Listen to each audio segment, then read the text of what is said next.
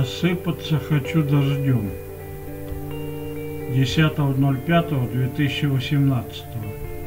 Читает автор. Ильчевский Александр Викторович.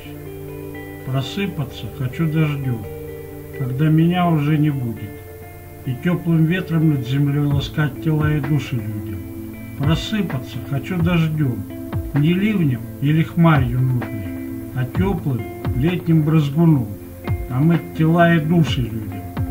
Просыпаться хочу дождем, в полях, где перелески кружат, там в радуге купать листву и в городах стучать по лужам. Просыпаться хочу дождем, на праздник и в рутину будем.